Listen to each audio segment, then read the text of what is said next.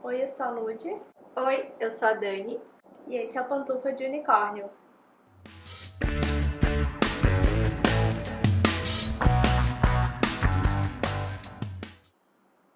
E hoje é dia de trajetórias notáveis. A gente escolheu hoje a trajetória de um personagem de uma série que a gente adora, que é a série This Is Us. This Is Us, para você que não sabe, é uma série estadunidense. Falei certo? Estadunidense. Estadunidense. É uma série estadunidense que estreou no ano de 2016 e atualmente tá na sua terceira temporada, está sendo transmitida a terceira temporada. Nos Estados Unidos ela é transmitida pela NBC e aqui no Brasil ela é transmitida pela Fox. Antes da gente contextualizar essa série, contar para vocês qual a trajetória de qual personagem que a gente vai falar hoje, a gente queria pontuar aqui uma questão que a gente acha que é importante, que é o seguinte. Se você chegou aqui até esse vídeo e nunca viu This Is Us, não sabe do que se trata, não assistiu nenhum episódio, está completamente perdido nessa situação, a gente tem um forte conselho que a gente gostaria muito que você escutasse. Primeiro essa série é realmente muito boa. Ela é um drama, comédia, assim, uma dramédia, sabe? Drama familiar, que é muito bem construída, com um roteiro incrível. A crítica fazendo muito sucesso entre a crítica e muito sucesso entre o público. Então é uma série realmente muito boa que vale você investir seu tempo nela. Mas a gente acha que é muito mais interessante, que vai ser uma experiência muito mais legal se você for assistir pelo menos o primeiro episódio dessa série sem saber de nada, sem ouvir aqui o nosso vídeo, sem saber exatamente como que é o enredo e o que que acontece, porque faz parte da experiência da série você ir descobrindo as coisas, porque a narrativa é contada de um jeito muito interessante, com o uso de flashbacks e de um jeito que a história se torna surpreendente pra gente, sabe? Então, pelo menos esse primeiro episódio, se você nunca assistiu, a gente recomendaria fortemente que você pausasse o nosso vídeo, fosse lá assistir. Se você tiver na NetNow, eu acho que às vezes eles colocam um episódio disponível.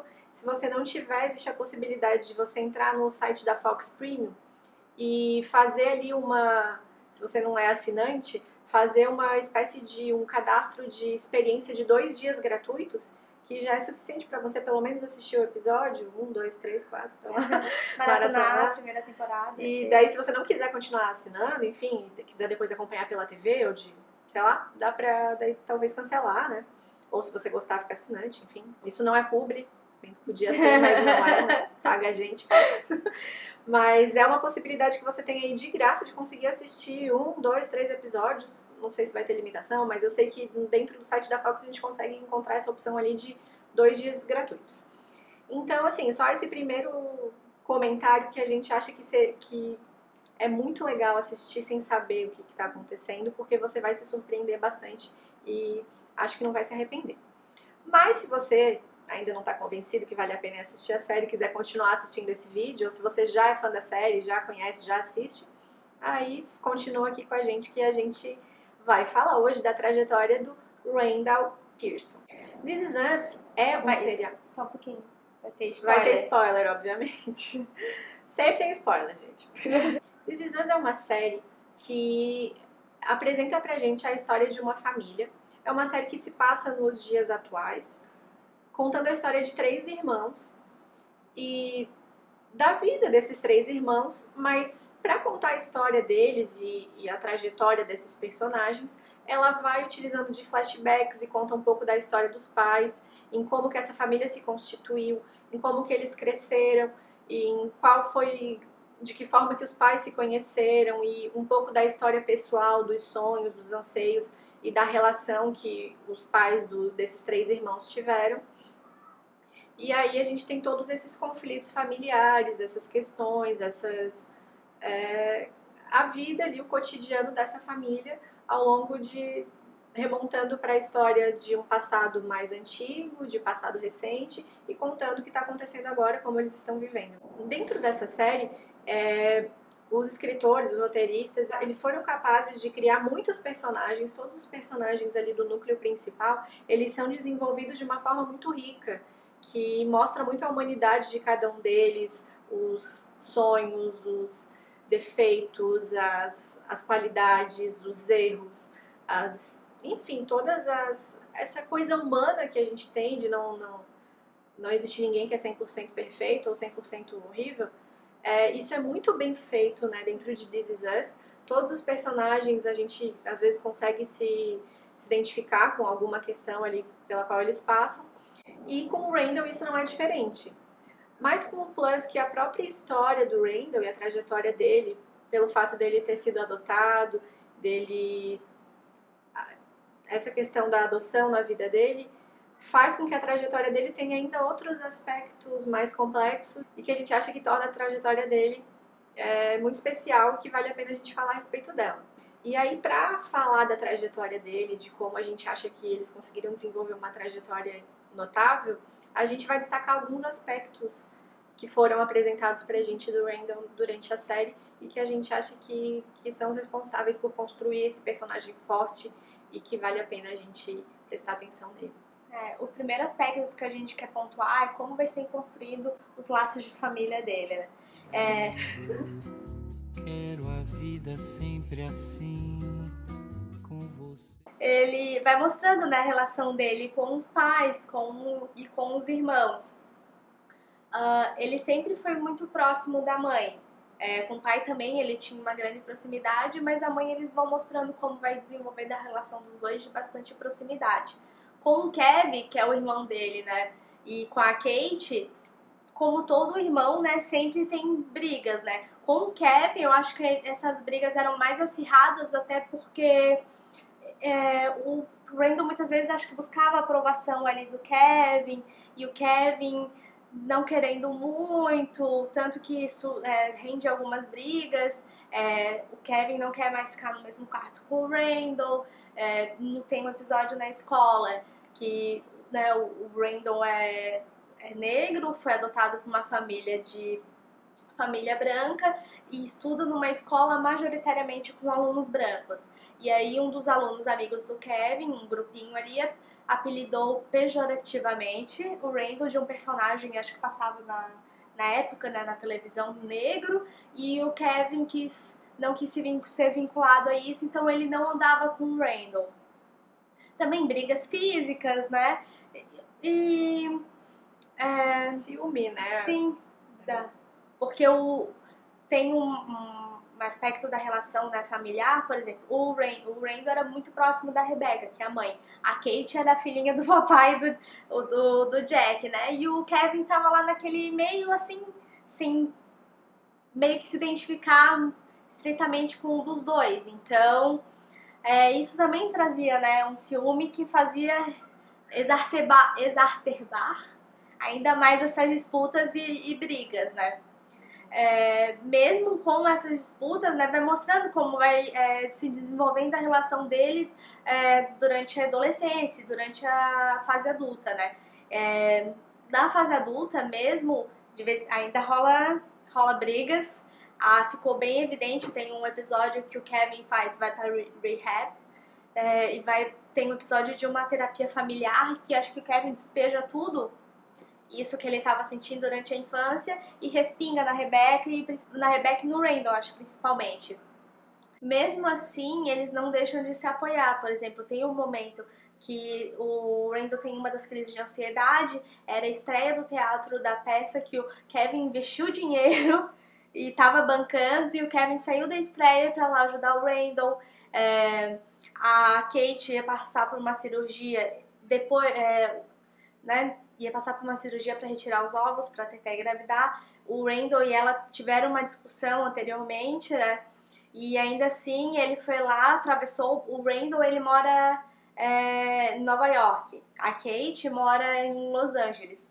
Então é isso, né? Ele atravessou o país para estar lá durante a cirurgia da Kate. E também mostra quando o Jack, né? Porque em determinado momento a gente fica sabendo que o Jack, o pai, morreu. E aí vai toda uma construção dos episódios pra gente descobrir como foi, né, essa morte. E depois que o Jack morreu, o Randall ele decide ficar em casa, não ir pra universidade, porque assim, o Randall gênio, então ele foi aceito em diversas universidades. E ele queria ir para uma, que é Howard, que ele se identificou muito. Ele foi numa visita com o Jack e ele se identificou porque tinha muitos alunos negros. Então ali ele estava se sentindo pertencente a uma comunidade, e que muitas vezes ele não se sentiu durante a infância e adolescência dele. Então ele deixou de ir para poder ficar com a mãe que tinha perdido o marido, né? E com os irmãos que tinham perdido o pai, além dele, né? E também ele sempre teve a curiosidade de conhecer o pai biológico dele. E depois, e no começo da série, né? Logo no primeiro episódio mostra ele indo atrás e conhecendo o William, que é o pai biológico dele. E como ele vai desenvolvendo a relação com o William, mesmo sabendo depois qual foi a história do William, né? Mesmo sabendo que o William tinha deixado ele no na estação no corpo de bombeiros, ele trouxe e levou o William para casa, como diz a Tessa, a filha dele, o pai dela gosta de levar as pessoas para casa. Ele levou ele, né, e começou a constituir uma relação ali de pai.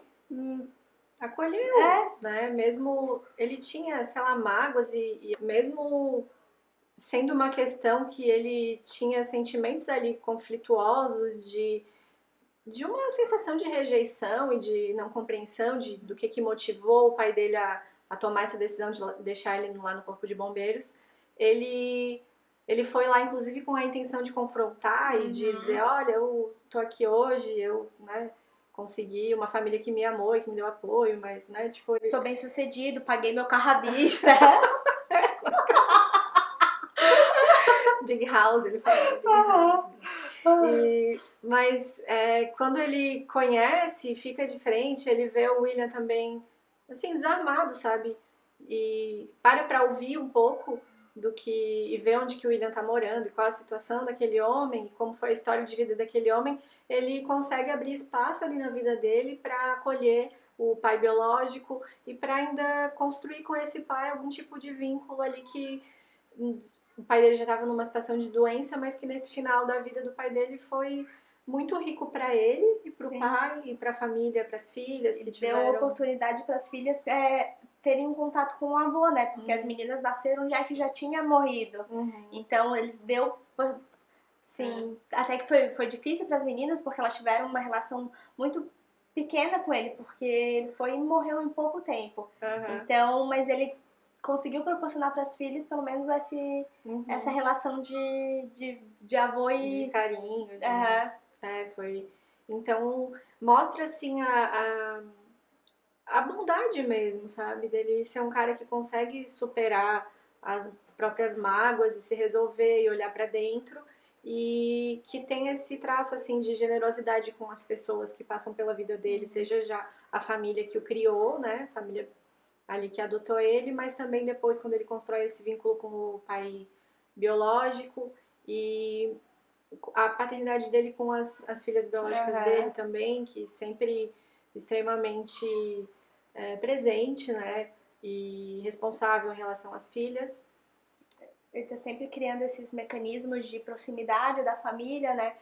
Preparando jantar, de ação de graças, momentos de filme, tradições, né? Lá da torta de mirtilo e ver o filme.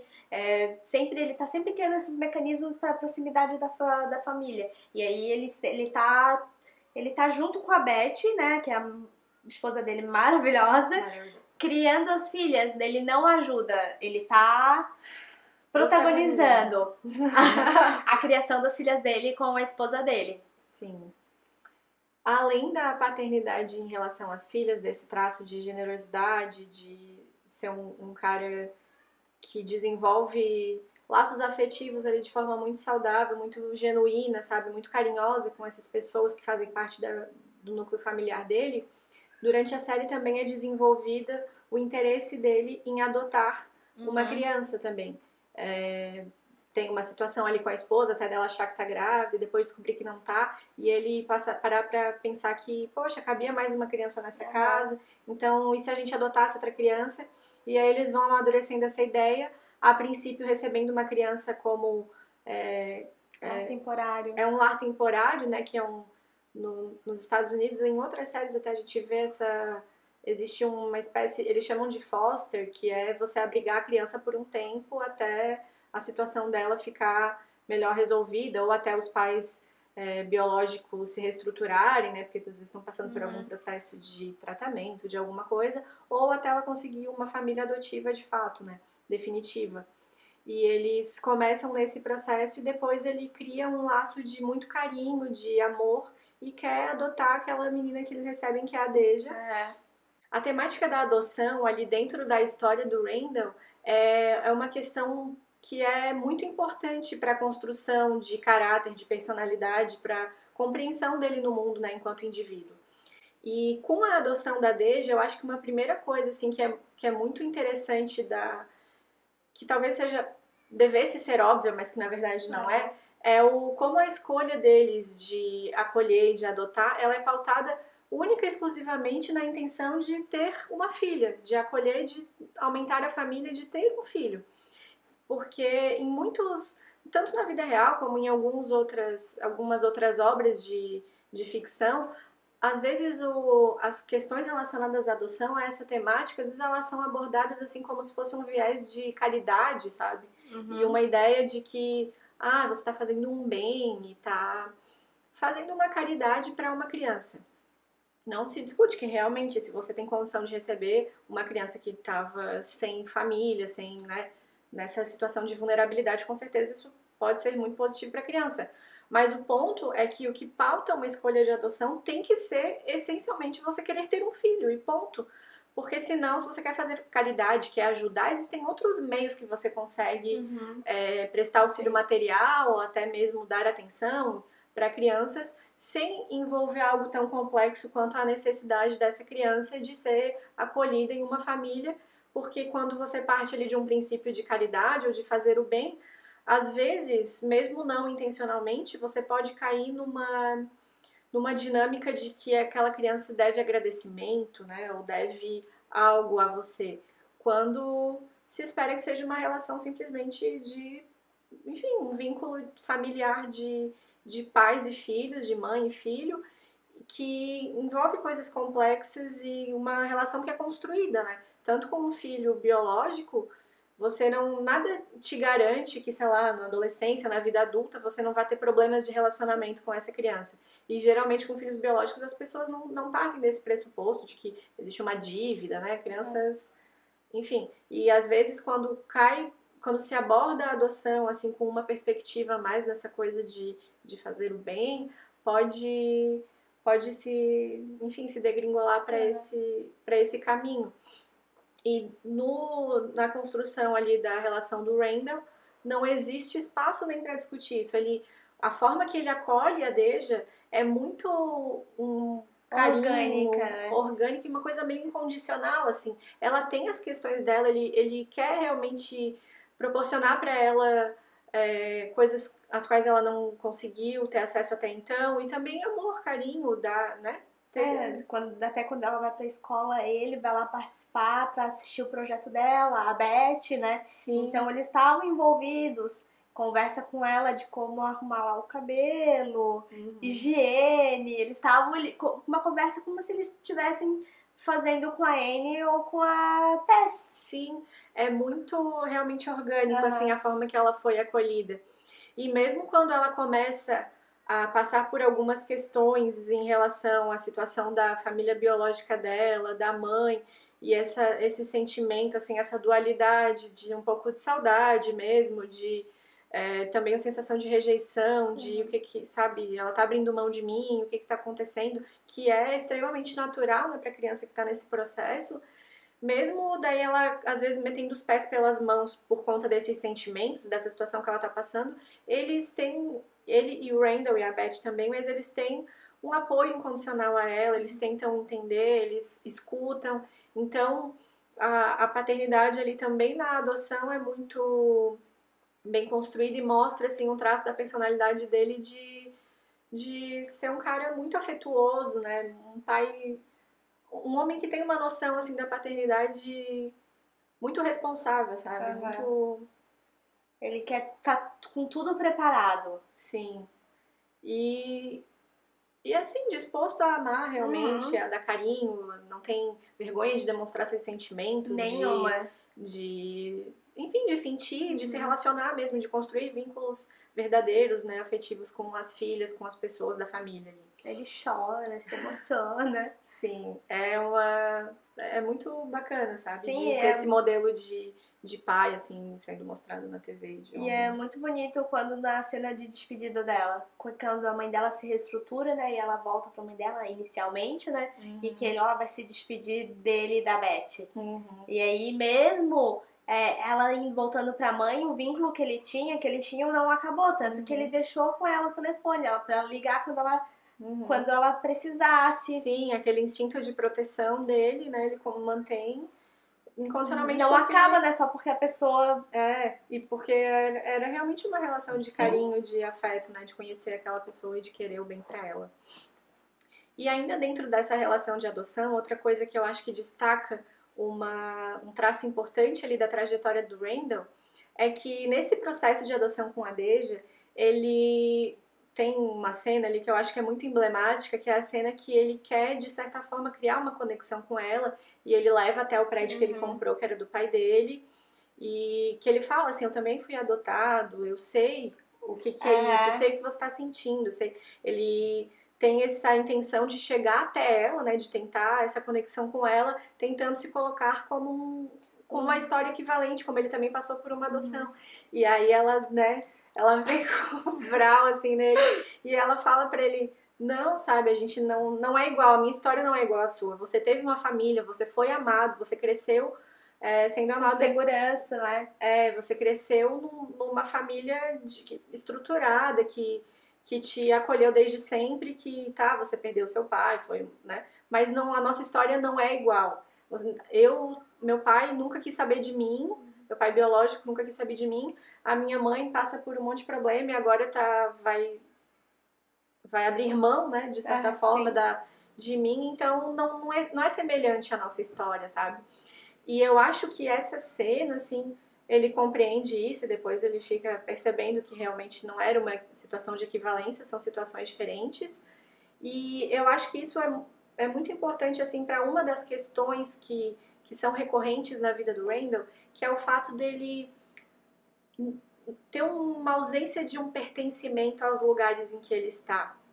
De certa forma, quando ele cresceu sendo adotado e negro, né, ali naquela família, todo mundo sabia que ele era adotado, né? Que às vezes é diferente se você é adotado por uma família que tem traços físicos semelhantes, você pode escolher quem que revelar, né, ou não revelar, no caso. Se você quer expor essa parte da sua vida ou se você quer se preservar, e aí as pessoas vão te tratar com normalidade, porque ainda tem uma questão de as pessoas terem preconceito, de achar que não é filho de verdade, esse tipo de coisa, né?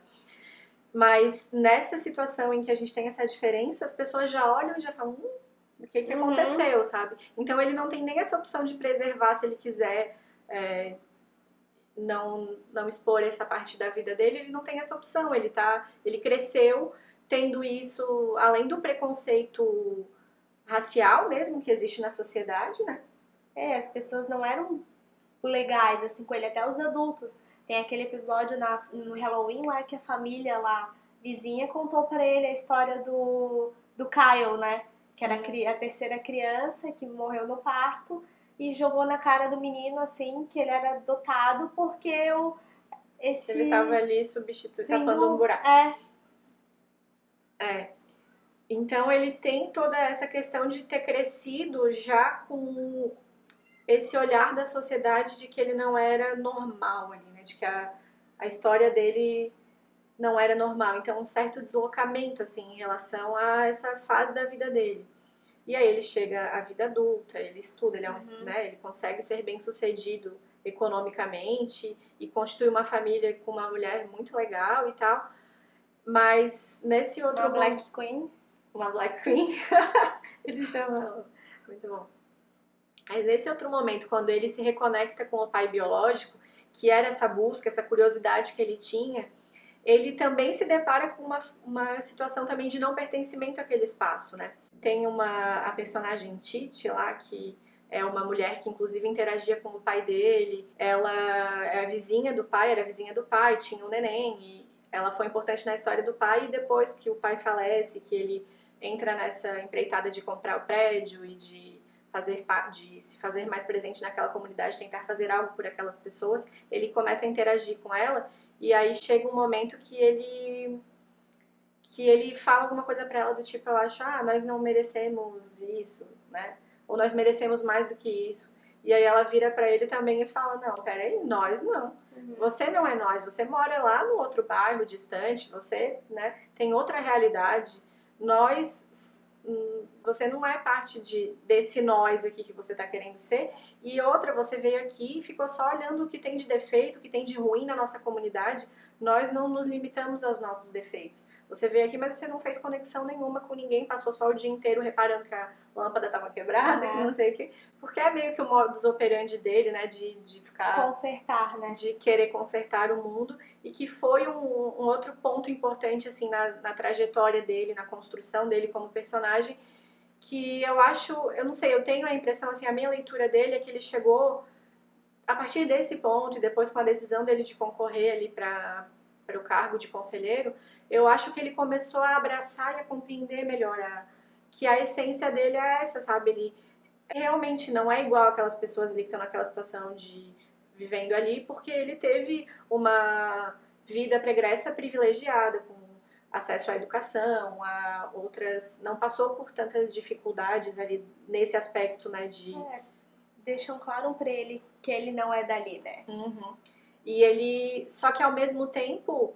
ele não é dali, mas também quando ele vai olhar para o passado dele e pensar, parece que também ele não era tão parte daquilo, porque ele era adotado. Ele tem o confronto ali com a irmã, no momento lá que ela fala pro Kevin que ela vai fazer inseminação artificial, porque ela é a única que pode passar o pai adiante, né? E aquilo magoa ele de um jeito muito profundo, porque ele... E o Kevin conta pra ele como se fosse nada, sem né? perceber, assim, né? Porque... E daí ainda problematizando, o Kevin é nada. Porque você acha que ninguém me leva a sério, que eu nunca vou, Né? Nunca vou querer ter filhos. Tipo, ele, porra, eu tenho filho, eu não tenho nada. E é muito forte isso, né? Daí depois tem ali o embate entre eles, e ela até chega depois e fala, não, você tem muito do nosso pai. E no momento ele se magoa com aquilo, mas eu acho que ele não... Ele se magoou porque ele não esperava isso dela, mas depois ela volta e ela tem aquela fala. Mas ele fala, não, eu aprendi tudo, muitas das coisas, e o homem que eu me tornei foi vendo o exemplo do meu pai. Mas eu também sou mais do que isso, porque eu tenho esse pai biológico, eu tenho essas outras coisas, e isso faz parte de quem eu sou, isso é indissociável, e eu sou tudo isso, sabe? Eu sou mais... E eu acho que chega ali num ponto em que ele começa a abraçar isso, realmente, mas não abraçar como, eu não faço parte de nada, sabe? Eu não sou dessa comunidade, não sou parte, sei lá, daquela comunidade em que eu cresci, daquela família, daquela sociedade, aquele recorte social ali em que eu cresci. Eu acho que ele começa a falar, não, isso tudo faz parte de quem eu sou um pouco de tudo isso, e daí vem a minha força, sabe? Porque é de fato algo que torna ele mais interessante, um personagem mais profundo, mais complexo, e que tem talvez uma capacidade de empatia maior por saber como é ser negro, e ao mesmo tempo ele não pode se colocar na mesma condição das outras pessoas que estão lá, porque ele teve outras oportunidades e ele sabe, né, que foi privilegiado. Né? Ele não nega isso, ele não... Mas aí eu acho que é um momento, assim, que constrói ele como alguém que passa a se compreender como eu não sou... Eu sou isso tudo, sabe? Eu sou isso tudo, e não... Isso faz com que, enfim, que eu seja um cara que agora pode estar preparado para prestar para essa comunidade, talvez... fazer a diferença. Fazer a diferença, porque as pessoas que estão aqui, às vezes, talvez elas não tenham consciência de tudo que elas deveriam. Não que não tenham consciência, mas que estão tão acostumadas com o descaso que já não esperam muito, sabe? O conselheiro lá tá bom, ele é um de nós, e ele faz o que ele pode por nós. E ele não, ele fala, não, tudo bem, eu não tô na mesma condição que vocês, mas eu posso ser muito bom para vocês, porque justamente eu tenho experiência, eu tenho outras coisas, e eu não vou me acomodar achando que a gente tem que se conformar com isso. Que aí eu acho que também já levanta um outro aspecto da personalidade dele também, que é muito interessante, assim, a forma que é trabalhada, que é uma questão de um senso de justiça que ele tem. Ele é o tipo de pessoa que se questiona, e que ele, quando olha para algo que ele ele interpreta como sendo algo que não é justo, ou que aquelas, enfim, para uma situação que ele entende como sendo injusto, ou que as pessoas não mereciam aquilo, ele não consegue olhar para aquilo e ficar parado, né? Ele tem esse senso que move ele a querer fazer algo para tentar consertar as coisas que ele entende que não estão, sei lá, da melhor forma possível no mundo, né? Foi até acho que um dos motivos do pedido de demissão. Porque ele chegou, acho que num patamar que ele não aguentava mais ver aquela... passando as contas, né, para outras pessoas, que é coisas que ele estava fazendo, né? Então ele chegou, acho que num patamar de não sou obrigado. Sim, e era um emprego que ele ganhava muito bem, Sim. e estava numa posição já, né, bem boa, mas ele abriu mão disso. Também teve a questão ali do estresse mesmo, né, que vinha do trabalho dele, mas também porque ele queria buscar algo que ele tivesse mais identificação. E aí, nessa busca, nessa relação com o pai, em que ele encontra o pai vivendo naquela comunidade, e que aí ele acaba comprando o prédio lá do pai, que ele viu problemas ali estruturais, ele queria melhorar aquilo para aquelas pessoas que estavam vivendo ali.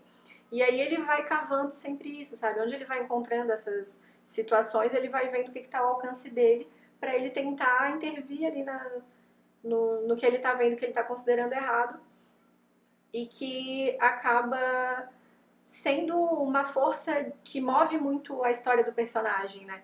Porque tira ele da zona de conforto ali no trabalho, dele sair do trabalho e buscar outra coisa para fazer na vida. E aí, quando ele se depara com aquilo, ele acaba se envolvendo com aquela comunidade e tentando buscar com um conselheiro que tome algumas atitudes ali para melhorar a iluminação, a questão da segurança e da infraestrutura da comunidade. Daí ele se depara com um conselheiro que não tá mais muito atuante, assim, né? Que tá meio acomodado, né? Começou com o prédio, né? Começou com aquele... Na verdade, começou com o apartamento. Sim. Que é o apartamento daquela pessoa que ele foi visitar, que tinha lá a relação com o William. Sim. E aí isso foi pro prédio, do prédio já foi pro poste de luz, que já foi pra vizinhança. Foi tomando uma proporção muito maior do que ele mesmo esperava. E aí, ali ele se depara, aí tem essa questão do senso de justiça dele ir cavando e procurando e tentando resolver o mundo, e aí ele até chega ao ponto da decisão de concorrer para ser conselheiro também, porque a pessoa que tá lá, ele entende que não tá representando bem os anseios daquela comunidade. No final dá certo, né, porque ele foi eleito. Sim, no final alguma coisa ele fez, alguma coisa ele passou para as pessoas, né? Sim, com certeza. Esses foram alguns aspectos da trajetória do Randall. E daqui pra frente, a gente vê saltos para o futuro e a gente já vai criando expectativas para o que mais vai acontecer nessa trajetória, né? Eu queria muito que agora ele seguisse uma carreira política, virasse presidente, virasse, sei lá, sabe? Eu consigo vislumbrar um futuro maravilhoso para ele na política. Eu acho que é um caminho bem interessante que a série pode abordar agora, com essa questão dele ser conselheiro, e dali pra frente sabe lá o que mais que ele pode galgar, né? Porque eu acho que potencial ele tem pra ser um cara... E carisma também. Sim, pra ser um bom político. Ou, né? Pelo menos pra tentar fazer a diferença, né? Sim.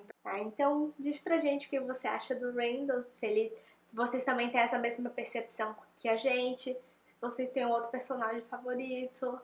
Esse foi o nosso Trajetórias Notáveis de hoje. Espero que você tenha achado a trajetória do Randall notável.